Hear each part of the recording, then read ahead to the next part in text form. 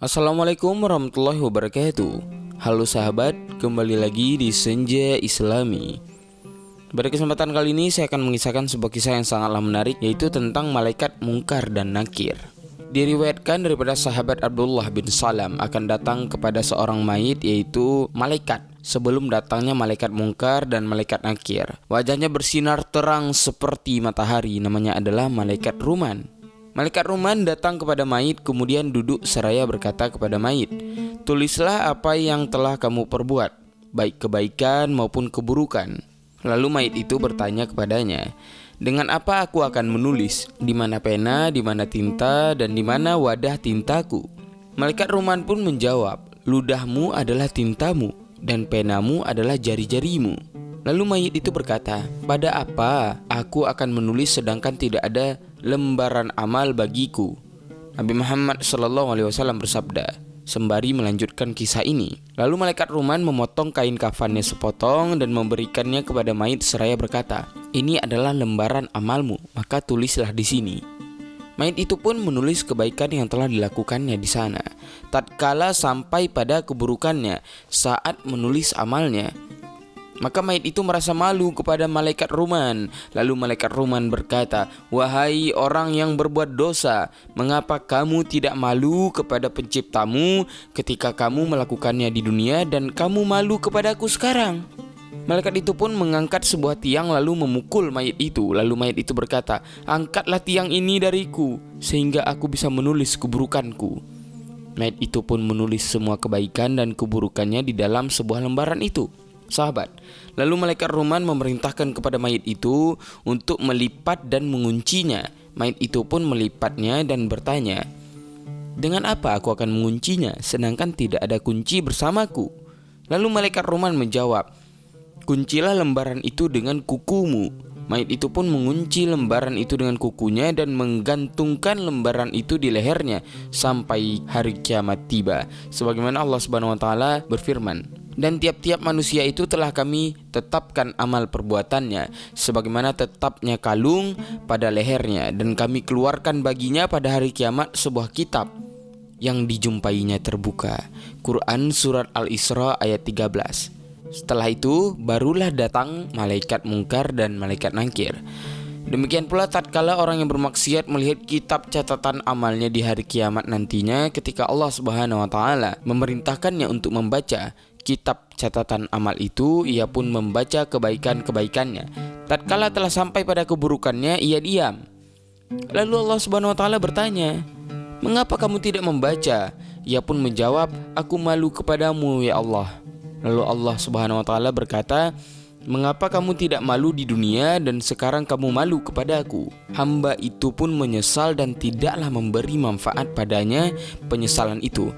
Lalu Allah Subhanahu wa taala berkata, "Pegangilah ia, lalu belenggulah tangannya ke lehernya, kemudian masukkanlah ia ke dalam api neraka yang menyala-nyala." Quran Surat Al-Haqqah ayat 30-31.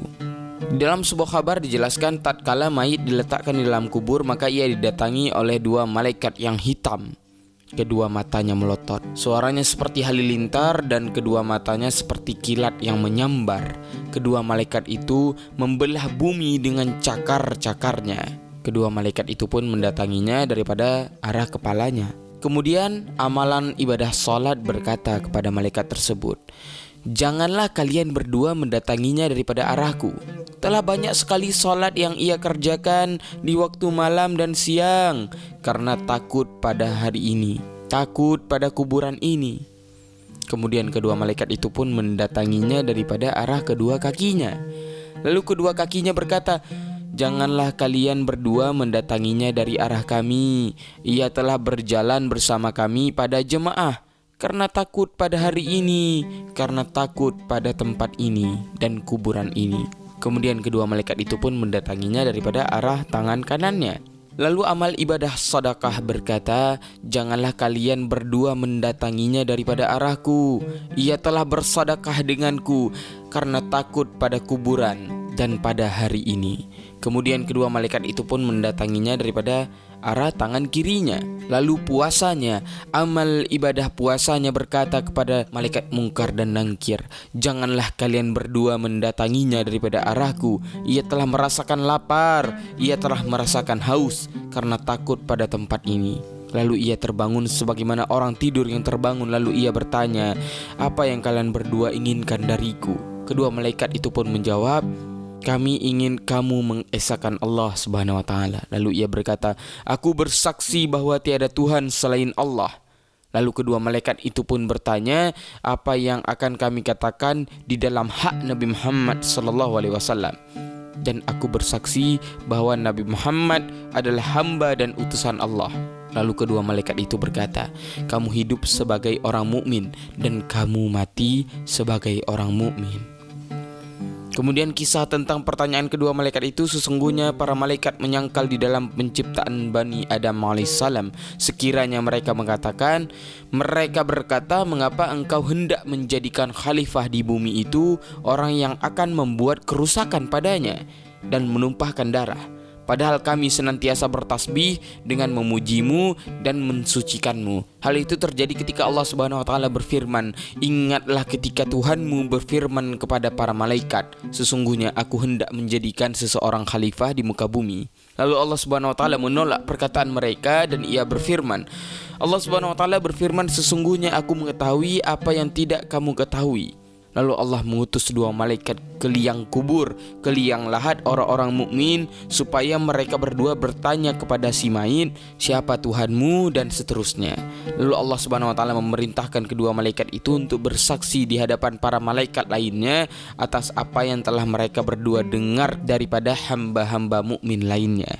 Karena sesungguhnya syahadat yang paling sedikit adalah dua kalimat syahadat, asyhadu an la ilaha illallah wa asyhadu anna muhammadar rasulullah. Lalu Allah berkata, wahai para malaikatku, aku telah mengambil ruhnya, aku telah meninggalkan hartanya untuk orang lain, istrinya di pangkuan orang lain, pelayannya untuk orang lain, dan sawah ladangnya untuk orang lain. Lalu kedua malaikat itu bertanya kepadanya di dalam perut bumi. Lalu ia tidak ridha kecuali tentangku, dan ia tidak menjawab satu pun kecuali tentangku. Lalu ia menjawab, ya Allah, engkau adalah Tuhanku, Nabi Muhammad adalah nabiku, agama Islam adalah agamaku. Apa kalian, wahai para malaikat, tidak tahu bahwa aku mengetahui apa yang kalian tidak ketahui, sebagaimana telah dijelaskan dalam Al-Quran surah Al-Baqarah ayat 30 sebelumnya. Wallahu a'lam bishawab. Begitu mengerikannya bentuk dan sikap daripada mungkar nangkir kepada kita apabila kita tidak memiliki cukup bekal ketika kelak kita akan memasuki liang lahat nantinya. Oleh karenanya sahabat, perbanyaklah iman dan teruslah berbuat baik terhadap sesama, agar semoga nantinya kita bisa menjawab semua pertanyaan yang dilontarkan oleh malaikat mungkar dan nangkir. Demikianlah kisah yang dapat saya sampaikan, lebih dan kurang saya mohon maaf. Wabillahi taufiq wal hidayah. Assalamualaikum warahmatullahi wabarakatuh.